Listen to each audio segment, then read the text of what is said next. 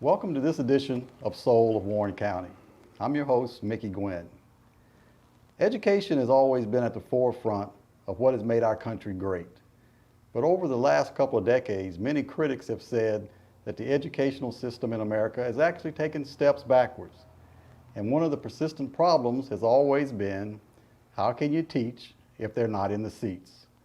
And that's one thing we're going to talk about today, truancy in the Warren County school system.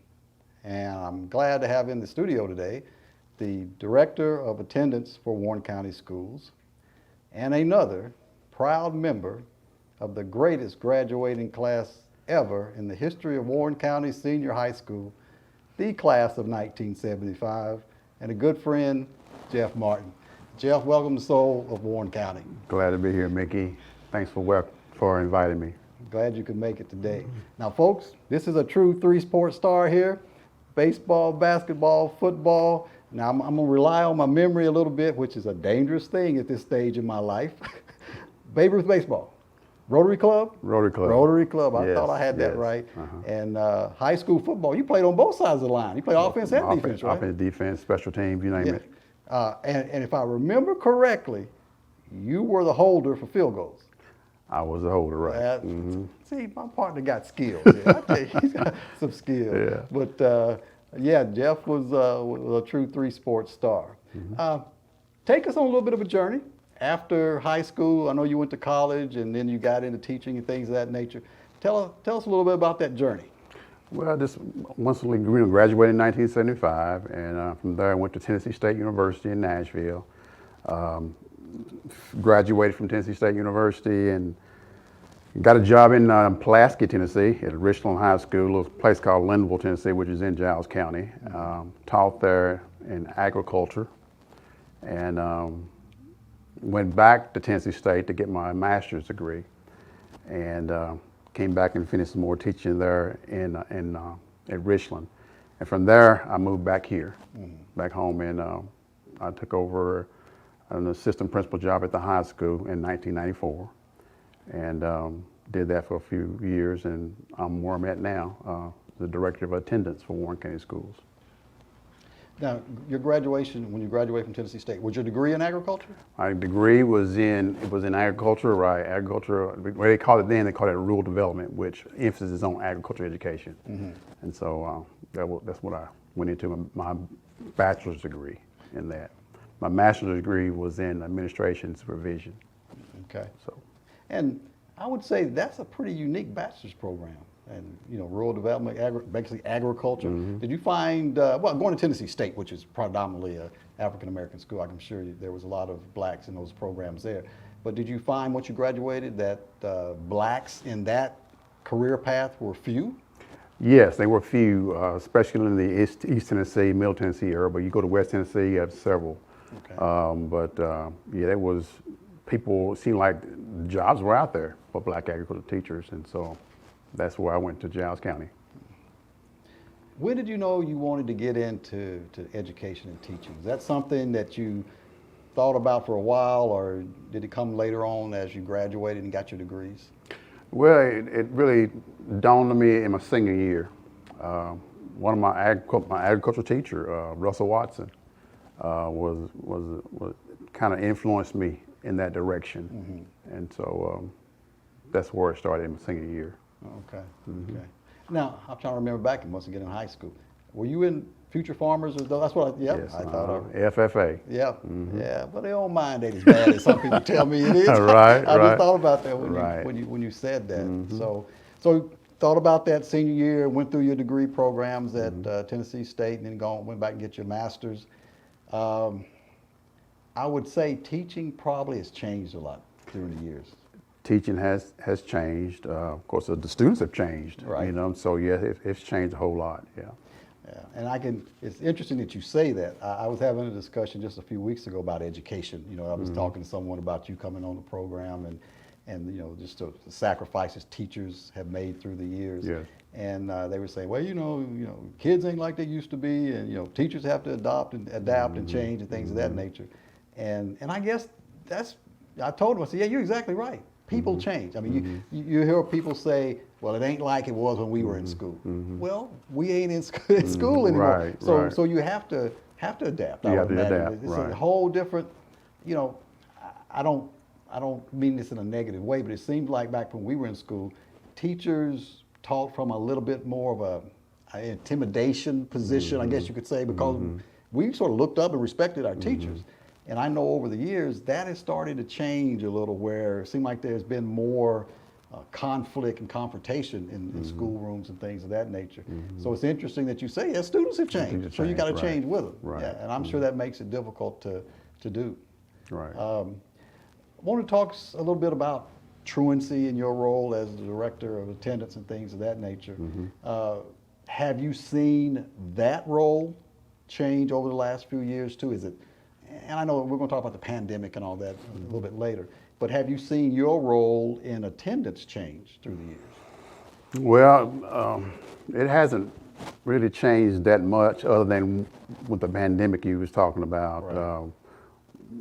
We have a thing, the state had, all the schools in the state of Tennessee are under a progressive truancy intervention plan, and each school has these plans that we try to reach the kid. We try to find out what barriers are keeping them from attending school, and try to put some interventions in there before it gets to actually going to court. Right. And so before that, you know, it wasn't too many steps in there where you end up in court. So we're trying to do things like that, and that's helped a whole lot. That's helped a whole lot, because there are a lot of barriers for these kids a lot of times, and why they're not attending school. So. And I'm sure you have to work through parents, guardians, or whoever Yes. to try to overcome those barriers, barriers. right. And I guess especially at certain stages and certain ages in education, the kids probably aren't going to just come out and tell you the problems they're having. I guess you have to sort of dig a little deeper to find out about those barriers that you talk about. You know, I guess your common thought is going to be, yeah, they just don't want to go to school. But in some cases, that's not always the case. Right. Yeah. And in our schools, you know, our guidance counselors are the ones that do these assessments. Okay. So they know the kids, and of course they reach out to the parents as well. A lot of times you can't reach a parent, you know, so they got to do what they got to do. Yeah. So is there quite a bit of resources that you can rely on to try to overcome some of those barriers? I mean, is there sort of a limitation on sort of what you can't, say for instance, if a child is just having issues with nutrition. I mean, they're just not getting proper nutrition at the home, or maybe there's some issues with you know, maybe clothes or things of that nature. Can y'all intervene in those kind of situations? Yes, we can. We have student services. We have 2 individuals that works that program, which is geared toward the student. Then we also have a family resource center in case, you know, needs in the home, you know. Right. You know, so we have those things in place. And I don't remember that program being that robust back in the day, as we always say. I remember, you know, the truancy and truant teachers, and, you know, the concept seemed like back in the day, they came to your house, knocked on the door, grabbed you by the collar, took you to school, you know, kind of thing. So I'm sure that all has changed over the years, and with the systems and the programs you talked about, obviously that has changed. Yes, it has changed. I remember the days when they would come and knock on your door, the truant officer would do that. I don't do that. You know, I just, when it gets to the point where I have to file a petition, I just go out and have a petition filed, and the officer goes out, because these days we don't know, you know, what you're going to walk into. These are the times we're living in, so they do that part. So you say, by saying officer, you mean a police officer? Actually? Well, yeah, well, you know, it's mainly the sheriff's department. Yeah, sheriff's department, right. Okay. Yeah. Now, I'm sure they have school resource officers here that are assigned to the schools here? Right. Yeah, okay. We do have those in all the schools. Okay. So it sounds like you really rely on those counselors to try to get at the bottom of what's really going on with that particular student. Right. Yeah. Right. Yeah. And we also have a truancy board, which is one of the last steps before we go to actual court in front of the judge. Right. And we have people that are different resources there to talk about, and it's an informal meeting with a parent as well as a student, just to find out what's going on and what can we do to help. Because we tell them the next time we meet if we're in the situation. It's going to be in front of the judge. Yeah. And a lot of times that works. Well, we have a truancy board. Right. Okay. If there was one particular issue that maybe rears its head up more than others, is there one thing that seems like is more prevalent? Is it, maybe nutrition or poverty, or is there any one issue that's come up seem like more than others as you talk to parents and students? A lot of it goes to some of it's illness. Oh, okay. A lot of illness. Reason why. Right. Of course, you had a little bit of poverty and a little bit of nutrition, but illness. Illness is a lot of it. Yeah. Okay. I can see that, especially in the time of this pandemic. And I know y'all went to a remote type virtual learning. Are y'all doing that again this year? Virtual learning? We do it for the ones that we have quarantined. They can do remote learning. But we have a virtual school now. Oh, okay. Yeah, we have a virtual school with its own number and all that. So, we do the remote learning for those kids, but that's only those kids. Okay. Yeah. Now, you say virtual school. How do you qualify for the virtual school? Well, they have to apply through the state for okay. a number to get a school number. And so there's about 60 students maybe in our virtual school at this time. Okay. And we have an outside source that works, and we have some local people that work, but it's an outside source. It's all virtual. Okay. So pretty much every day, someone has to either be in class in a seat or doing a virtual school Right. or something other. And is that how you count your attendance today? That's how we count our attendance. Got to be in that seat. Okay. Yeah. Because I didn't know. Of course, as a kid growing up, you don't sort of get in those kind of things. But there was always an emphasis on come to school. I mean, back when we were in school, come to school, and we, our parents, made us go to school. Right. That wasn't even no issue. No. But I never knew how funding and other things was tied to attendance. I just thought it was the thing to do. The teachers Right. wanted you to be there, so you were being in class. And then later on, as I got older, I realized there's money at stake. Funding is tied to attendance, and so that's why it's so important for them to attend. Yeah. That helps the school system a whole lot. That's what we need. But yes. Now, and I don't want to call it an issue, but one thing that I'm sure you had to address is, McMinnville and Warren County has had a pretty good size, I would imagine, Hispanic population since we were in school. I mean, when we were in school, it seemed like it was you were either black or white, And I know the Hispanic population has grown in Warren County over the years. Has that presented any additional problems with anything with language barriers or custom barriers, things like that? Have you seen that issue with attendance at all? No, I haven't. Not with Spanish. No, I haven't seen it at all. No. Do you feel in some aspects maybe those Hispanic students may be even more motivated to go to school? Yes, Yeah. that's what it seems. Yeah. I guess. Yeah.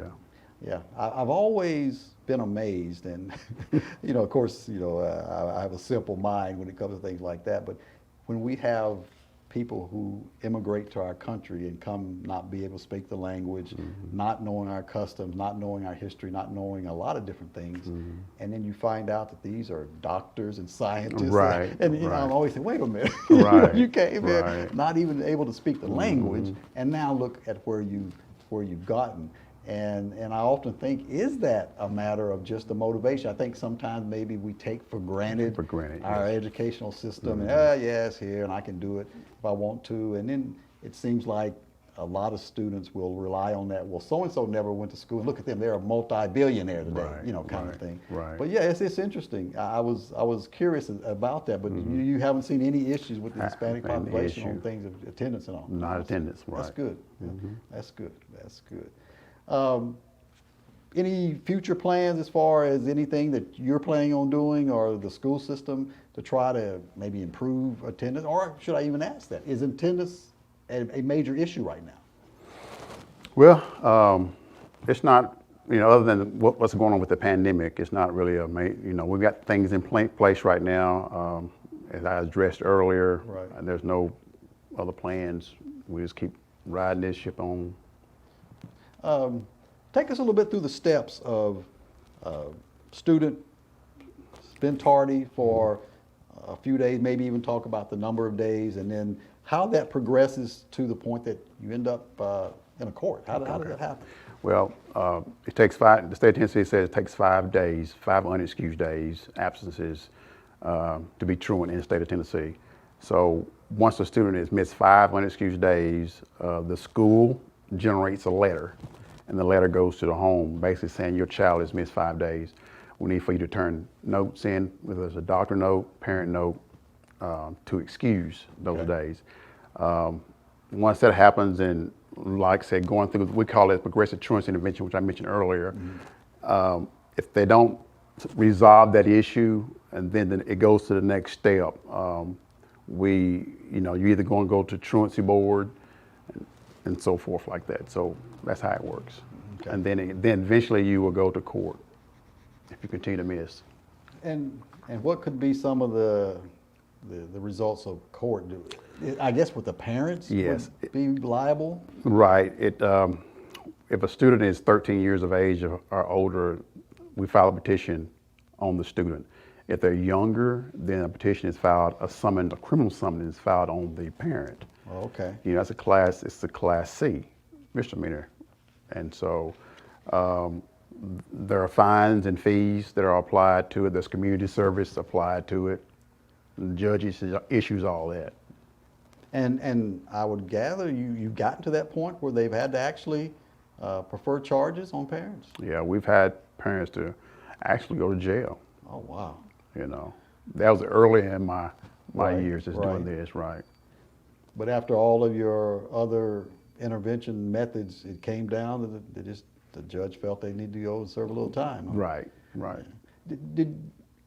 Did you find in those situations that the parents just didn't care? I mean, what do you think? I guess it's just hard for me to think a parent would not be so involved in their child's education that they had to walk them to class every day kind of thing. But are there some parents that just, for whatever reason, can't do it or just choose not to do it? I would say both. Yeah. Some have, circumstances that's really beyond their control, I guess. Yeah. And but it's not like, times have changed, Yeah. Yeah. So it's not like when, our parents, we went to school. Yeah. No issue with it. Yeah, that was not a question. No question about that. That was for sure. But yeah, and I guess as you say, times has changed. There's more out there for kids than when when we were growing up with all the social media and all the other things that are going on. I know teachers have always had a tough job. Period. I'm sure it's a lot harder these days because of the other distractions, I guess you would say, that students have these days. So I know people don't envy the job that y'all are doing, because it really makes it tough. It's just hard to think that you have to go to the courts in some cases to get these students hopefully back in class, because I know there's probably a pretty good correlation between education and finishing high school and struggles later in life. I know I've had people, when I was in my military career, the Air Force at one point wouldn't take you without a high school diploma at least. And then they started making some exceptions for GEDs. If you had a GED, you could come in and you passed the ASVAB test and stuff like that. And in talking to some of the young kids, just seeing where their mindset was, there were some who said, looking back, I sort of messed up, and I'm sort of starting behind the 8 ball now. But we had a couple of young airmen I remember now that, boy, they started taking college classes. They finished up their associate degree. There was a program in the Air Force where you could get an associate's degree in your career field. Like I was a dental tech. You could get an associate's degree in dental assisting and things of that nature. And they just sort of boom, boom, boom, went up the line, associate's degree, bachelor's and things of that nature. I guess sometimes it's just a matter of maybe their light coming on, and them realizing that, they need to do more to be competitive in the job market and things of that nature. But, at that age of high school, sometimes that light, that light won't come on, even though you're trying to pull that switch. And, we try to emphasize, it's the board policy that student success is tied to attendance. Right. It's a tie, and that's what we try to push. To let the parents know that they got to be there. We know children get sick. We have things in place for that. We have each year a parent is given 5 parent notes they can use. If a kid is, of course, we call those personal illness notes Right. when you can't afford to go to a doctor or you can't make it to the doctor, turn a parent note in. But you only get 5 Right. a year. So in some we use those 5 in the first month of school, Oh, wow. which you only, that's it, you're done. Right. So, but doctor notes are unlimited. And I'm sure you would rather a child stay home if they are indeed sick Right, than coming right, to school and right. maybe passing whatever illness they have around. So I'm sure that's always the emphasis. But I guess it's like anything else. You're always going to have people who maybe abuse or try to abuse the system a little bit and get through with that. But do y'all still give out certificates for perfect attendance? They still do that? We're going to look at that. Last year we didn't look at it because of the pandemic and Right. like that. But we're going to reevaluate that because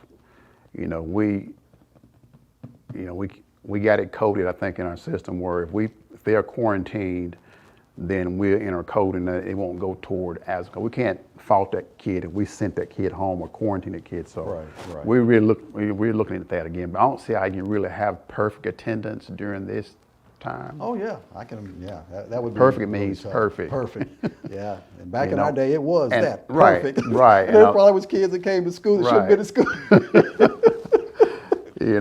But I don't know. A lot of parents are, they want their child, and of course, there's something at the end of it when they graduate. They get something. I've been attendance-wise, I haven't missed no days in my whole school, history. Right. And there's something at graduation for them. Yeah. And yeah. so some parents are real sticklers on that. That's that, and the way it should be. And I know, like you say, things come up, whether it's illness or, Right. or things. I mean, there may be some family issues come up, so that's a hard one.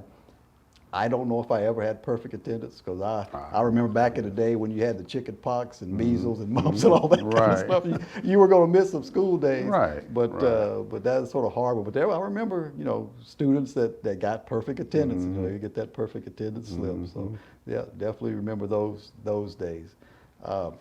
What's the future hold for Jeff Martin? I know you sort of like me. We're of a certain age or getting close to a certain age.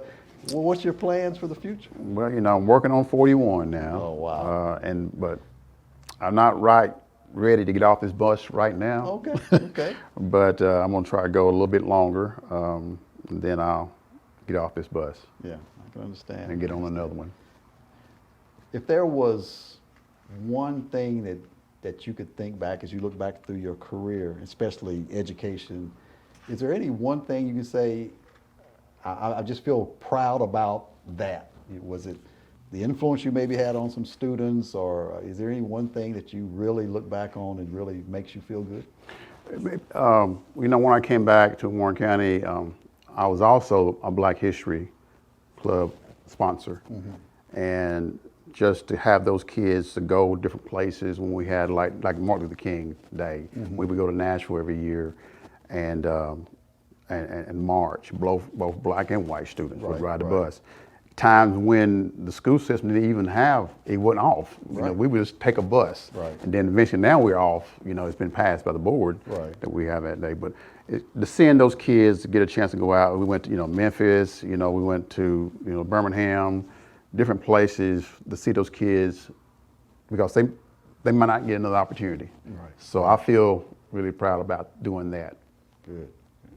And, for a little bit of history, both you and I were part of that first Black There you History go, program that was ever held at, You're right. at the high school. That all And, stemmed back there. Yeah, that's sort of where it all got started. And I sort of write about that in my book, that I published a couple of years ago. But I think, even though Tennessee is considered part of the South, growing up, I don't remember having really those racial kind of issues that manifest themselves down in Georgia and Alabama, Mississippi, places like that. We all just sort of got along pretty well. Yeah, Now that I think back on those kind of things, and I think it made for, at least for me, a better person. I didn't sort of come up with maybe some of the anger that some of the other kids had in school and things of that nature. So I think all that was a good thing. And you mentioned the club at the school too. I think it's always good to remember history though. Like I say, if you don't remember your history, you're doomed to repeat it. Right. So I think that's always a good thing. So I just was wondering, I'm sure you've had lots of situations through the years and all. You know, I can just imagine, Mickey Gwynn in your class and you wanting to go grab me by the neck sometimes. Because there's times I was a little bit of a talker, kind of thing. So, no, it never entered my mind. Never did. Boy, you got the temperament. You got the temperament, Jeff. I got to give it to you. Got to give it to you. Yeah. Well, Jeff, I want to say thanks for coming in today. Right. I really appreciate you coming into the studio. From me, and I'm sure from a lot of people out there, I just want to say thanks for what you've done, and all the educators. Right.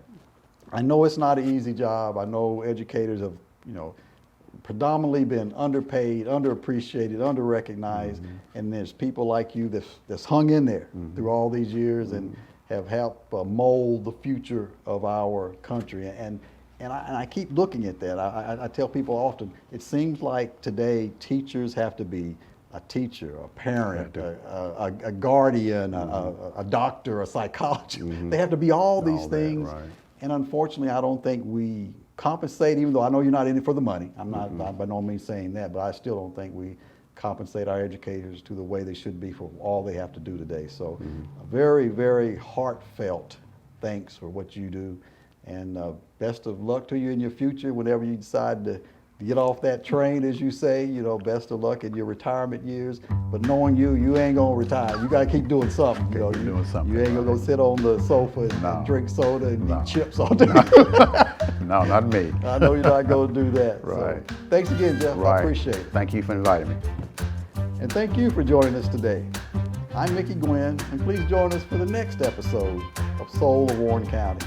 Until then, be safe and make this and every day a great day.